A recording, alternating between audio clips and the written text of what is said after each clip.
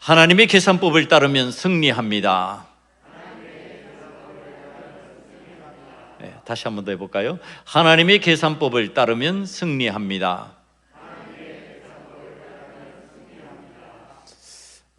목회자가 설교를 놓고 항상 하나님 앞에 기도하면서 하나님 어떤 말씀을 전해야 될까요? 하고 묻죠. 그 물음 가운데 이번에 이 기도원에 관한 말씀을 준비하도록 만드셨습니다. 여러분, 이 기도원에 관한 이 복음을 하나님께서 듣게 하시는데 왜 듣게 하셨을까? 우리의 상황, 정황에 맞으니까 하나님께서 듣게 하시는 거죠. 그래서 오늘 이 말씀을 들으면서 저와 여러분이 하나님의 뜻을 잘 발견해 들어가기를 원합니다. 지난해 여러분 기억하고 있는 일이에요. 강원도 산불이 났었죠. 양양 이쪽으로 산불이 자주 납니다. 그런데 이때 전국의 소방차들이 강원도를 향해서 달렸습니다. 대형 3단계 발령과 동시에 경기, 충청, 경상, 전라, 제주도를 제외한 모든 곳에서 소방차들이 강원도를 향해서 내달렸지요. 내용을 제가 좀 더 살펴봤습니다. 그랬더니 소방 차량이 870여 대, 소방 인력이 2,600명이었습니다. 이게 어느 정도의 규모였느냐 하면은 2005년도에 양양 산불이 일어났습니다. 이 양양 산불이 일어나서 이때 지원된 차량과 인력의 9배가 지난해에 그 강원도 산불을 제압하는 데 동원된 겁니다. 그리고 양양 산불의 경우보다도 훨씬 더 그 피해를 줄일 수가 있었습니다. 엄청난 소방 차량과 소방 인력이 동원된 겁니다. 서울과 울산에서 투입된 화학 소방차가요, 주유소가 있는 부분에 투입돼서 그 주유소가 폭발될 위험이 있는 것을 갖다가 막아냈습니다. 그러니까 지금 질 좋은 장비들 그리고 소방관들이 힘써 목숨을 걸고 힘을 발휘하고 그러면서 이 강원도 산불이 잘 진압이 되었습니다. 엄청난 지금 산불에 그 많은 소방차들이 방어를 하고 소방관들이 불을 잡아낸 겁니다. 여기에서 절대로 필요한 것이 인력이었습니다. 소방차들이었습니다. 거기에서 물을 뿜어내고 소방관들이 평소에 닦은 실력으로 열심히 죽을 각오하고 불을 제압했기 때문에 일어난 일이었습니다. 여러분, 이게 세상에서 엄청난 일이 일어나면 대응하는 인간의 방식입니다. 불이 났는데도 소방차들이 그냥 자연 소화되겠지, 강원도에서 알아서 하겠지, 불 한두 번 나봤냐, 이런 생각을 하고 대응을 했다면은 아마 쉽게 잡히지 않았을 겁니다. 그런데 그 엄청난 산불에 엄청난 소방차들이 동원되고 엄청난 소방관들이 투입이 된 겁니다. 온 나라가 신경을 쓰고 이를 도왔습니다. 이게 인간들이 하는 방식으로 맞다는 뜻입니다. 전쟁이 일어나면 어떨까요? 전쟁이 일어나면 아마 전선이 저 강원도, 경기도 이쪽을 중심으로 하는 곳에서 일어나게 될 겁니다. 우리나라가. 그럼 저 아래쪽은 상관이 없냐? 그냥 거기서 알아서 하겠지 뭐. 전방 부대가 다 알아서 하겠지. 후방은 우리는 좀 그때 가서야 하면 되지. 이러냐 말이에요. 아니죠. 온 나라가 힘을 합하고 온 군대가 힘을 쓰고 전력을 다하고 메어 달릴 겁니다. 여러분, 이 방식이 맞다는 얘기를 하는 겁니다. 여러분, 이렇게 우리는 엄청난 일을 경험하게 되면, 전쟁이라고 하는 것을 경험하게 되면 거기에 대응하는 방식이 이렇다는 것을 우리들이 삶으로 알고 있습니다. 경험적으로, 역사적으로 알고 있습니다. 그런데 오늘 우리가 듣는 하나님의 말씀은 그런 인간적인 방식을 취하지 않고 있습니다. 왜 이런 방식을 취하지 않고 있을까? 그럼 하나님께서는 많은 사람이 동원되는 것을 싫어하실까? 그렇지만은 않아요. 온 이스라엘이 나와서 회개하는 것을 하나님 기뻐하십니다. 하나님의 역사에 온 나라가 동원되는 것을 하나님 기뻐하십니다. 그런데 왜 기드온의 경우에 이 기드온 사사가 전쟁을 치르는 상황에서는 하나님께서 그렇게 하시지 않고 계실까? 여러분, 이것을 찾아내야 우리가 큰 일이 발생했을 때, 위기 상황이 되었을 때 이겨낼 수 있는 신앙인이 된다. 흔들리지 않는 신앙인이 될 수 있다. 지금 그걸 가르치시는 겁니다. 여호와 하나님께서 이스라엘 신앙 공동체의 지도자 기드온에게 우리의 생각과 다른 방식의 명령을 내리십니다. 그것이 3절 말씀에 나와 있습니다. 이제 너는 백성의 귀에 외쳐 이르기를 누구든지 두려워 떠는 자는 길라 산을 떠나 돌아가라 하라 하시니 이에 돌아간 백성이 22,000명이요 남은 자가 10,000명이었더라. 지금 전쟁이 일어나는 상황이잖아요. 전쟁을 하려고 하는 상황이잖아요. 그럼 숫자가 뭐였어요? 우리 생각에 많으면 많을수록 좋죠. 그러니까 6.25 전쟁 때 많은 숫자로 전쟁을 치른 중공군을 경험했습니다. 인의 전술입니다. 정 안 되면 총알바지라도 되는 것, 그렇게 해서 전쟁을 이기게 하는 방식. 그럼 이게 나쁜 거 아니겠지요. 그런데 오늘 여호와 하나님께서 지금 돌아가게 만들어라 이렇게 하십니다. 이 많은 숫자가 필요 없다고 하십니다. 곧 이어서 하나님께서 7절 말씀에 보니까 명령이 기드온에게 떨어집니다. 기드온에게 이르시되 내가 이 물을 핥아 먹는 300명에게 너희를 구원하여 미디안을 내 손에 넘겨주리니 남은 백성은 각각 자기의 처소로 돌아갈 것이니라 하시니. 아니, 한번 돌아가서 남은 10,000명 정도면요, 그 정도면 그냥 하시게 하면 되는데 거기서 또 돌아가게 만들어 버리십니다. 아무튼 우리 숫자에 밝은 우리들의 입장에서는요, 이게 영 우리의 마음과 같지 않다고 하는 사실을 생각하게 됩니다. 한번 생각해 보세요. 기드온이 전쟁을 준비하면서 도대체 어떻게 했겠냐 말이에요.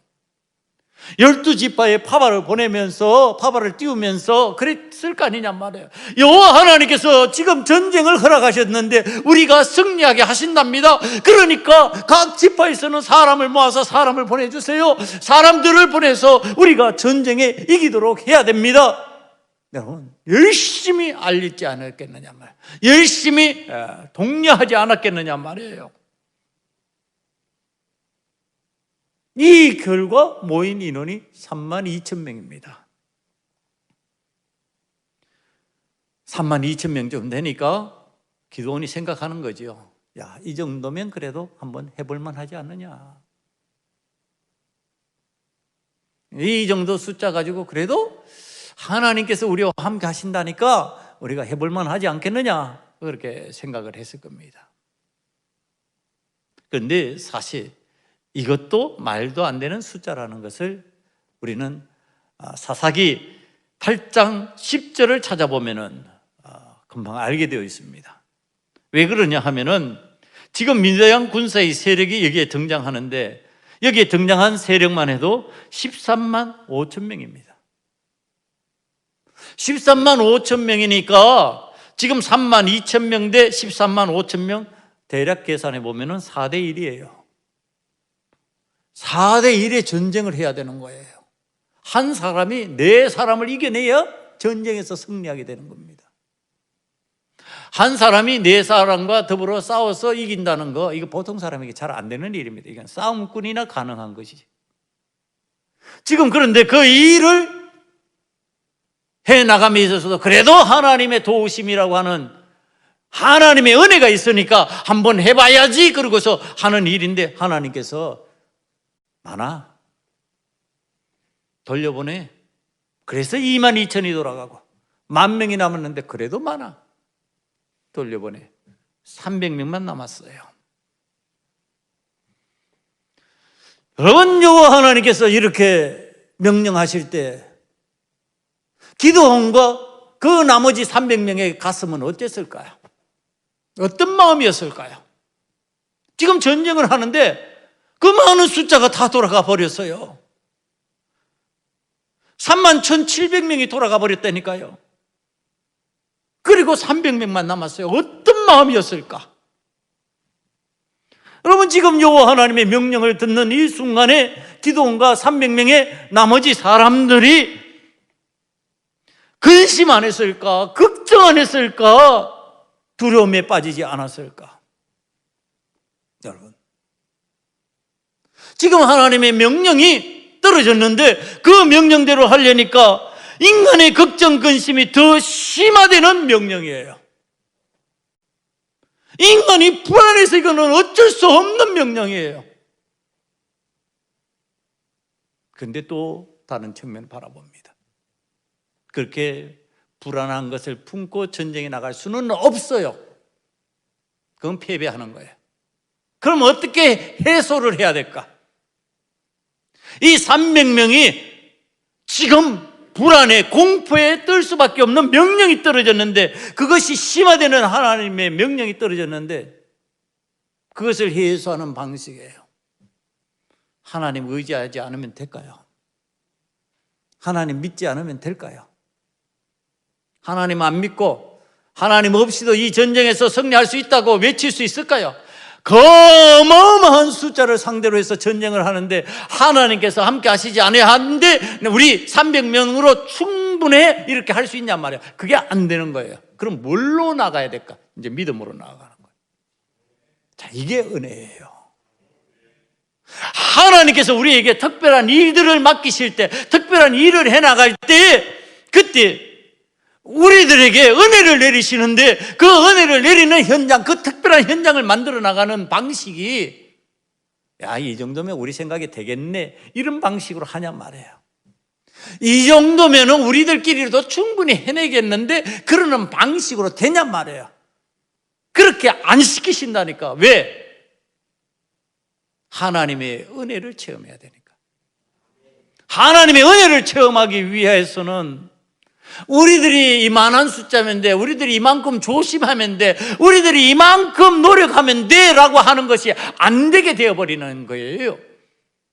그것을 포기하게 만드시는 방법이에요. 그게 은혜의 방법이에요. 여러분이 이 포기를 받아들이는 방식이에요. 자, 지금 이게 이제 내용 속으로 들어갑니다.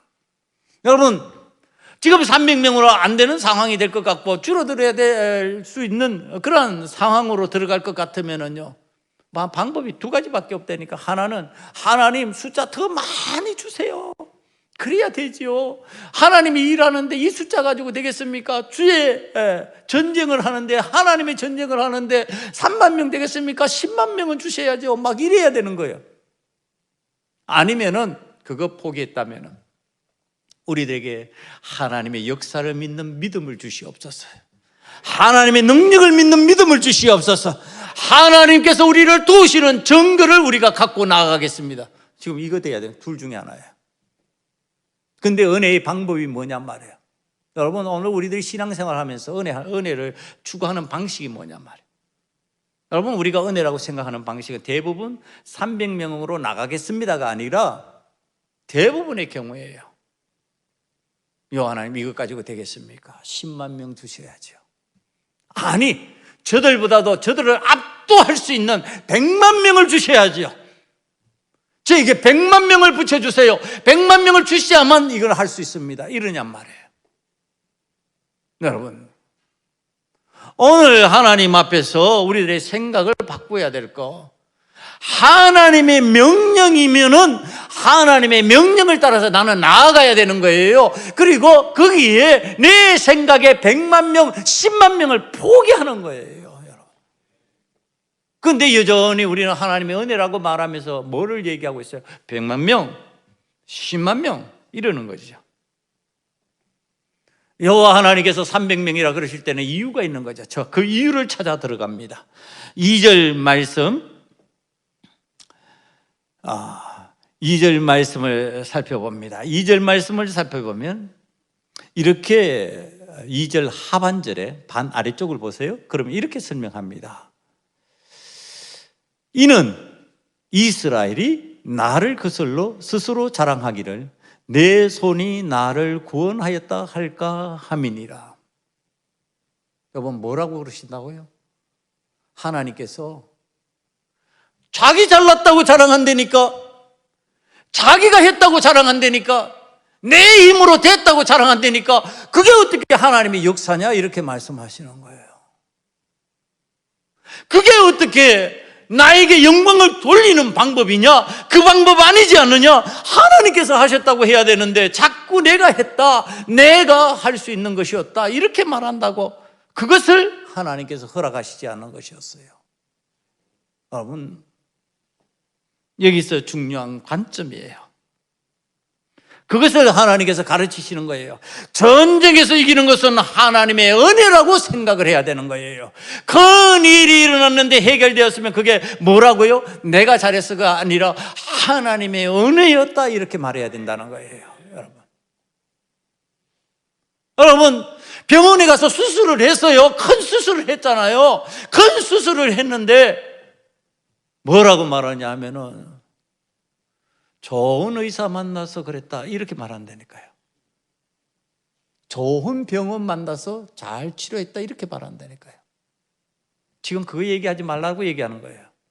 어떻게 얘기하라고요? 하나님의 은혜로다. 하나님께서 좋은 의사 붙여주셨다, 하나님께서 좋은 병원 붙여주셨다, 이렇게 하라는 겁니다. 지금 이스라엘 공동체 인원이 32,000명일 때 그들의 생각이나 믿음이 우리 하나님의 은혜로다, 이렇게 말할 수 있었으면 얼마나 좋았을까. 안 그런다는 겁니다. 여러분, 이게 이제 성경 말씀을 보면서 제가 말씀을 준비하는 가운데 안타까움이에요. 안타까움, 답답함. 왜 32,000명이 전부 다 그렇게 하지 못했을까? 아니, 32,000명이 전부 다 전쟁에 이기고 난 뒤에 이건 하나님의 영광입니다, 하나님께서 도우셨습니다, 하나님이 우리와 함께 하셨습니다 외친다면 하나님께서 숫자 줄여라 그랬었을까? 안 그러시죠. 더 많은 사람이, 더 많은 하나님의 은혜를 체험한 사람들이 많아지는 것을 하나님은 원하시죠. 그런데 그 숫자 가지고 하나님의 영광을 가려버리고 하나님 원치 않는 생각을 하고 하나님 기뻐하시는 방법으로 나아가는 게 아니라 내가 기뻐하는 방법으로 나아가버리니까 줄여라, 이렇게 되는 거예요. 여러분은 하나님 앞에서 32,000명이 환호하며 하나님 앞에 열광하며 찬양하고 기뻐하며 환호성을 지를 수 있는 상황이 된다면 하나님이 왜 32,000명을 300명으로 줄이셨겠냔 말이에요. 10,000명일 때도 마찬가지예요. 10,000명일 때 역시 그렇지 않았겠느냐 말이야. 10,000명이라도 하나님 앞에 영광을 돌릴 수 있는 상황이 될 것이면 하나님께서 왜 막으셨겠냐는 거예요. 안 된다고 하는 거예요. 그게 안 되니까 300명으로 형편없는 숫자로 줄여버리는 거예요. 어머니, 300명 대 13만 명이라고 하는 이 숫자, 13만 5천 대 300이라고 하는 이게 지금 말이라도 되는 숫자냔 말이야. 이건 말이 안 되는 숫자예요. 그런데 우리는 그 반대를 생각해봐. 그 반대편으로 들어오면은 은혜를 체험하는 사람이 도대체 몇 명이냔 말이에요. 300명밖에 안 되잖아요. 이게 안 안타깝냐 말이에요. 우리는 기도원의 300용사만 자꾸 얘기해요. 300용사를 얘기하는데 300용사를 얘기하는 게 아니라 300명밖에 될 수 없었던 이 상황이 안타깝지 않냔 말이에요. 여러분은 안 안타까워요? 아니 32,000명이 은혜를 받을 수 있고 10,000명이 은혜를 받을 수 있는데 그 은혜 받을 수 있는 것을 다 폐기 처분해버리는 거예요. 그리고 300명만 남은 거예요. 엘리야가 갈멜살 제단에서 승리하고 난 뒤에 850명의 그 사람들, 이방의 그 제사장들을 다 죽이고 난 뒤에 승리했어요. 그러면서 외치는 소리가 뭔지 알아요? 나 혼자만 남았나이다. 이게 비참하지 않아요? 여러분, 그 은혜를 체험할 수 있는 사람이 얼마나 많았느냐 말이에요. 수 없는 사람이 지켜보았는데 이건 하나님의 영광이다, 이건 하나님의 은혜다 외칠 수 있는 사람이 없었어요. 누구만이? 엘리야만이 외치고 있는 거예요. 여러분, 이게 정말로 이게 괜찮은 거예요. 저는 기도원의 300용사라고 하는 것이 너무나도 안타까워요. 너무나도 답답해요. 왜 300명이냐? 왜 3만이 300명으로 줄어들어 버렸냐? 아니, 하나님께서 그리 아니하면 하나님께 영광을 안 돌리고 하나님을 믿지 않으니까 그렇게 만들어버린 거예요. 하나님을 믿고 하나님께 영광을 돌리는데 하나님 왜 그렇게 하시냔 말이에요. 3만 명이면 더 좋지. 아니 30만 명이면 더 좋지. 여러분, 하나님이라고, 하나님의 은혜라고 외칠 사람을 지금 가려내는 거예요. 300명으로 가려내는데, 여러분, 이걸 제가 설교를 준비하면서 어떤 단어로 이해를 하게 됐냐면 신앙의 구조조정이요. 여러분, 세상에서만 구조조정이 일어나는 게 아니라 신앙에서도요 구조조정이 일어나요. 여러분, 신앙의 구조조정이 일어나면은 3만이 아니라 3만이 300명이 되어버린다니까요. 여러분이 신앙의 구조조정 앞에서 몸서리치지 않란 말이에요. 구조조정되면은 어떻게 해요? 직장에서 잘려나잖아요. 회사가 망하게 되잖아요. 여러분, 그 불행을 우리는 이미 겪어보지 않았어요? 겪어봤어요. 왜 세상에서 경험한 걸 신앙적으로 못 끌어들이냔 말이에요. 구조조정하면 망하는 거예요. 살아남는 사람이 얼마 되지 않아요. 지금 그 얘기예요. 살아남고 하나님께 영광을 돌릴 수 있는 사람이 300명밖에 안 된다. 신앙의 구조조정. 하나님 앞에서 하나님의 은혜를 체험하고 승리하고 믿음으로 이루어진 역사를 경험하면서도 자신이 공로자가 되고 자신이 잘해서 자신이 무엇을 해서 전쟁에 이겼다, 내가 있으니까 이긴 거지 뭐, 이렇게 돼버린 거죠. 여러분, 그러니까 하나님께서 그거 구조조정 시켜버리는 거예요. 너 때문에 그러냐? 내가 해서 그런 거지. 여러분, 하나님 그거 원치 않아 하는 거예요. 신앙생활에서 굉장히 위험한 거예요. 내가라고 하는 거, 그거 위험하는 거예요. 하나님이에요. 하나님께서 하신 거예요. 내 손이 나를 구원하였다 외치지 못하도록 구조조정을 시켜버리는 거예요. 하나님께서 하신 거지 언제 너희가 했냐? 언제 너희 손이 그렇게 컸냐? 언제 너희들이 그렇게 강하였냐? 지금 그거 말씀하시는 거예요. 야, 여러분, 신앙의 구조조정을 하는데, 자, 2단계로 들어가면서 우리가 주의해서 살펴보아야 될 내용이 있어요. 신앙의 구조조정에 있어서 중요한 내용은요, 두려워 떠는 자들이 있다면 가려내는 겁니다. 이게 1차적이에요. 3절 말씀을 다시 한번 봅니다. 너는 백성의 귀에 외쳐 이르기를 누구든지 두려워 떠는 자들은 돌아가게 하라. 두려워 떠는 자들은요, 가려내는 거예요. 돌아가라고 말하는 거예요. 필요 없다고 말하는 거예요. 여러분, 우리가 여기서 알 수 있는 내용이 있어요. 신앙인이 여호와 하나님의 것을로 스스로 자랑하기를 내 손이 나를 구원하였다. 자, 이렇게 말하는 사람들을 지금 가려내는 거잖아요. 내 손이 나를 구원하였다, 내가 능력이 있어서 구원하였다, 내가 이겼다, 이렇게 표현하는 사람들, 자신을 자랑거리로 삼는 그 사람들을 가려내는데 그 사람들이 어떤 사람이라고요? 가려내고 있잖아요. 지금 그렇게 말할 사람들 가려내고 있는데 그 사람들이 어떤 사람이라고 지금 표현하고 있어요? 두려워하는 자예요. 여러분, 이게 참 이해가 안 될 거예요. 왜 두려워하는데 자기가 했다고 그럴까? 여러분, 두려워하는 사람들은요, 하나님은 안 봐요. 누굴 봐요? 사람 봐요. 사람의 숫자 봐요. 사람의 숫자를 보다가 그걸 이겼거든요. 그러니까 사람이 사람을 보는 거예요. 누구를 봐요? 자기를 봐요. 그게 누가 있어요? 내가 이겼어요. 하나님은 안 보이는 거예요. 두려워하지 않는 사람은 누구를 보고 있을까요? 하나님을 보죠. 사람 숫자 안 보죠. 사람의 숫자에 뜨는 것이 아니라 하나님을 보고 뜨는 거예요. 그러니까 두려워하는 내용이 달라요. 하나님을 두려워하는 거하고 사람을 두려워하는 거하고. 지금 돌려보내는 사람들 누구를 두려워해요? 사람을 두려워하는 거예요. 하나님을 두려워해서 하는 자를 돌려보내는 게 아니라 사람을 두려워하는 그 사람들을 돌려보내고 있는 거예요. 자, 이 사람들이 뭐 한다고요? 내 손이 나를 구원하였다 말하는 사람들이라는 겁니다. 여러분, 우리의 신앙적인 구조를 잘 살펴보면요, 그 속으로 들어가면은 내가 했다, 내 능력으로 했다 그러는 사람들 속에 뭐가 있다고 지금 성경이 가르쳐 준 거예요? 두려움이 있다. 누구에 대한 두려움? 하나님에 대한 두려움이 아니라 사람에 대한 두려움이 있다. 여러분, 이 사람에 대한 두려움이 있으면요, 결코 하나님 앞에 영광을 못 돌리게 되어 있어요. 하나님이 안 보여요. 하나님 앞에서 하나님의 역사가 믿어지지 않아요. 하나님 앞에서 우리들이 깨달아야 될 것,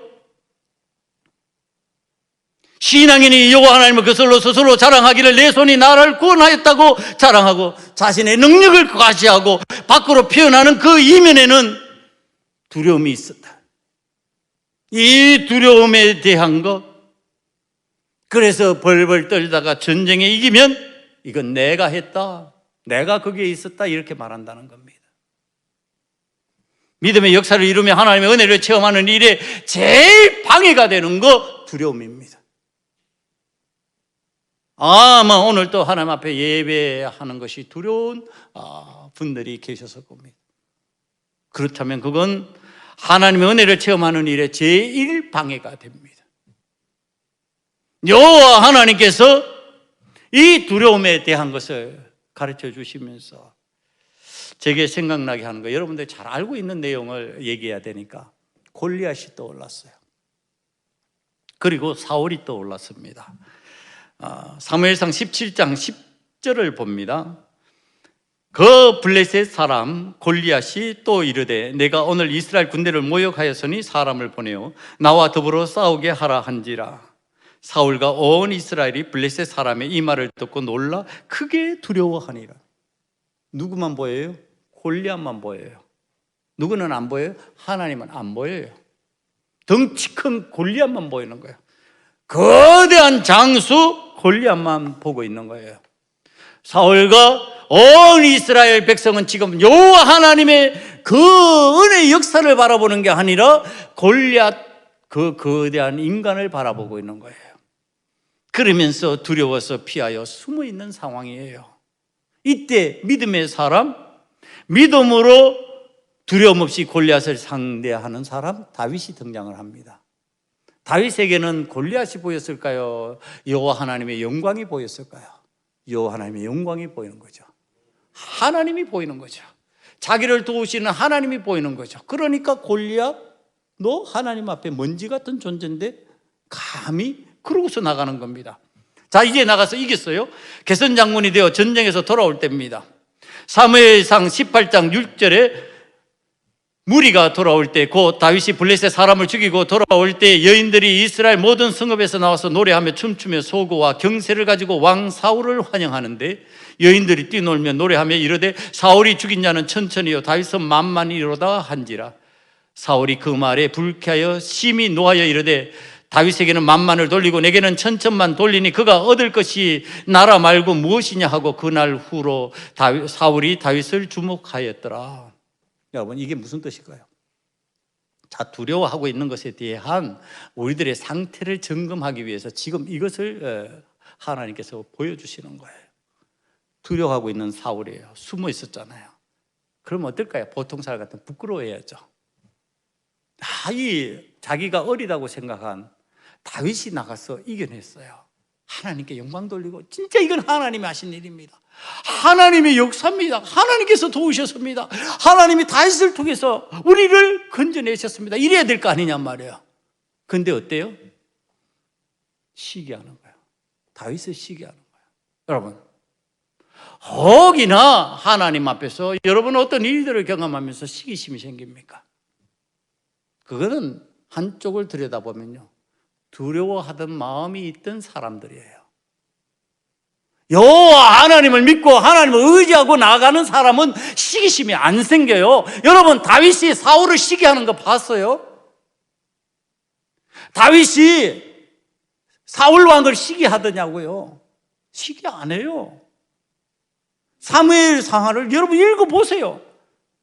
아무리 읽어봐도 다윗은 사울을 시기하지 않아요. 왜? 그는 하나님을 두려워하고 사람을 두려워하지 않았기 때문에 시기할 대상이 아니에요. 시기하는 마음은 왜 생길까요? 두려워하니까 생기는 거예요. 두려움에서 생기는 염려, 근심이 시기하게 만드는 거예요. 담대하면 안 생겨요. 여러분의 담임 목사는 여러분들을 향하여 시기하지 않아요. 왜? 여러분들 두려워하지 않으니까. 여러분들 시기할 이유가 없어요. 잘 되면 좋아요. 더 잘 되면 더 좋아요. 전부 다 성공했으면 좋겠고, 전부 다 넉넉하게 삶으로 기쁨이 넘쳤으면 좋겠어요. 그런 거 시기하지 않아요. 여러분, 오늘 우리들의 삶 속에서 시기가 일어나고 있다면 그건 두려움의 한 현상이에요. 두려움이 그렇게 시기하게 만드는 거예요.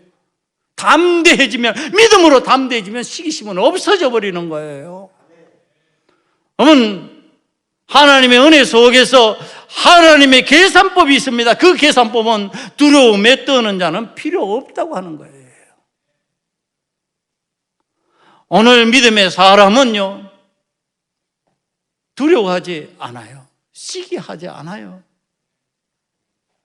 두려워하지 않은 사람은 시기하지 않게 되어 있고요, 믿음의 사람은 두려워하지 않아요. 이것을 엮어버리면은 믿음의 사람은 두려워하지 않으므로 시기하지 않는다예요. 여러분, 우리 소금언약교회 성도들은 믿음의 사람으로서 두려워하지 않고 시기하지 않는 하나님께서 서시는 하나님의 언약 안에 있는 자가 되기를 간절히 축원합니다. 여러분, 그게 바로 하나님의 계산법 속에 있는 사람이에요. 하나님의 계산법에서 떠나가면은요, 이건 무용지물이에요. 이제 여러분, 두려움에 떨던 사람들이 10,000명이 되는 상황을 한번 지켜봐요.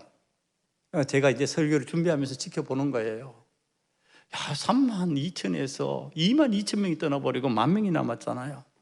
그때 기도원의 마음이 어땠을까? 그랬을 거 아니에요. 그래도 이만큼이라도 이게 되겠지.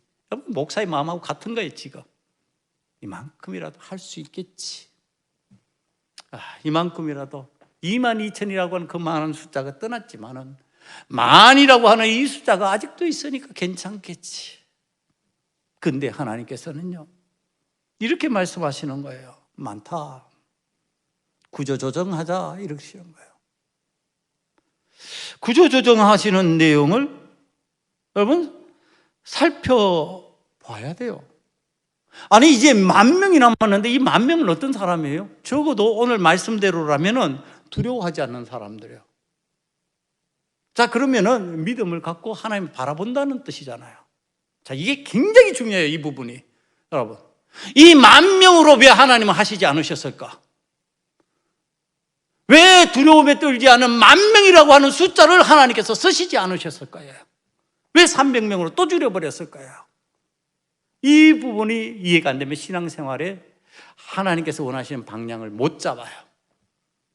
자, 이게 10,000명에서 왜 하나님께서 300명으로 넘어가게 만드시냐를 지금 우리가 살펴야 되는데, 그 내용이 바로 물가로 내려가서 테스트하는 장면이에요. 물가로 다 하나님께서 10,000명의 군사들을 내려가게 하시고 거기에서 물을 마시게 합니다. 그 물을 마시게 하는 장면이 성경의 5절, 6절에서 등장하는데요. 자, 이제 신앙의 구조 조정을 하는 하나님께서 하나님께 영광을 돌리고 하나님의 영광을 위해서 대신 쓰임받을 300명을 추려내는 방식이에요. 물을 마시면서 그 물을 마실 때에 주위를 살피면서 물을 마셨냐 안 마셨냐야 기준이. 여러분, 주위를 살피면서 물을 마시고 안 마시고 뭐 그렇게 중요해요?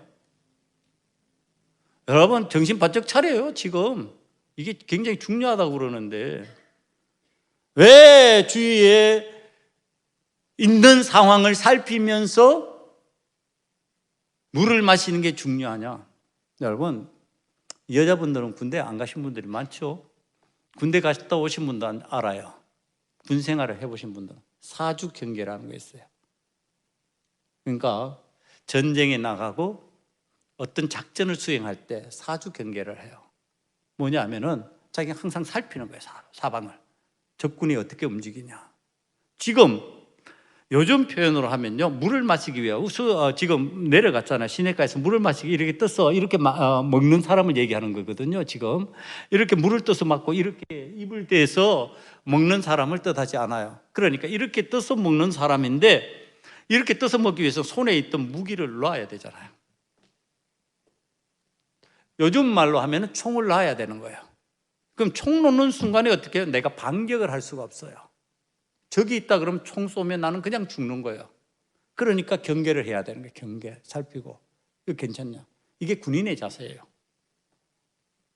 지금 전쟁에 나가는 사람은 그냥 일반인이 아니고 군인이 돼야 되는 거예요. 군인의 정신으로 무장한 사람 300명을 하나님께서는 원하시는 거예요. 하나님의 특별한 은혜를 체험하게 만드는 300명의 용사, 그 사람은 군인 정신으로 무장된 사람들이에요. 여러분, 십자가의 군병이라는 말이 그래서 나오는 거예요, 여러분.